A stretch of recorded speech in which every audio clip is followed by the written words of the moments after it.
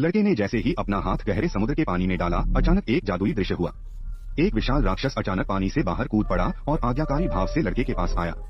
लड़का जरा भी नहीं डरा और उसने उत्सुकतावश दूसरे पक्ष को अपने हाथ से छू भी लिया।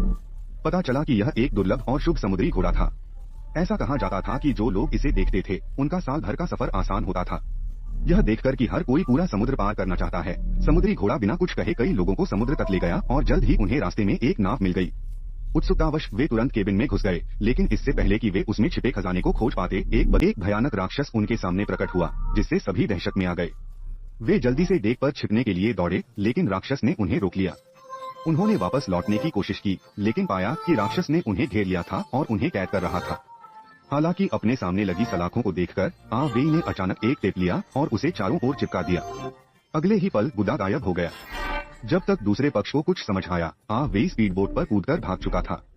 उन्हें लगा कि वे बच गए हैं, लेकिन जैसे ही उनके साथी मुड़े, उन्हें एक बड़ा खतरा मंडराता हुआ दिखाई दिया।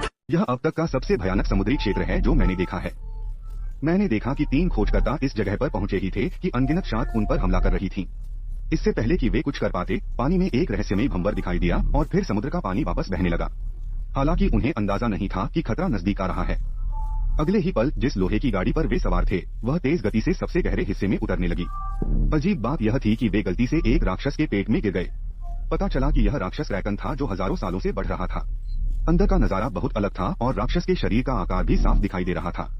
जल्द ही उन्हें अपने बाकी साथी अंदर मिल गए। उन्हें उम्मीद नहीं थी कि उन्हें यहाँ भी मुसीबत का सामना करना पड़ेगा। सौभाग्य से इस समय समुद्र के पानी की एक धार उनके पेट में घुस गई और कई लोगों ने अवसर का फायदा उठाया, राक्षस के अंगों को निशाना बनाया और हमला करना शुरू कर दिया और सफलतापूर्वक एक बड़ा छेद तोड़ दिया और इससे बच निकले। हालांकि वे यहाँ इसलिए आए थे क्योंकि एक भयानक यांत्रिक बैल था। यह पता चला कि कुछ समय पहले जिस गांव में जियाओ शुआई रहता था, वह अचानक हिंसक रूप से हिल गया। यह महसूस करने के बाद कि कुछ गड़बड़ है, वे तुरंत जांच करने गए।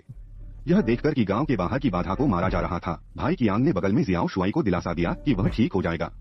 अप्रत्याशित रूप से गुस्सैल बैल ने अगले ही पल दीवार को तोड़ दिया, गांव में घुस गया और इसे बेरहमी और पागलपन से नष्ट करना शुरू कर दिया और फिर चारों ओर बहुत सारी आग की लपटें फैला दी।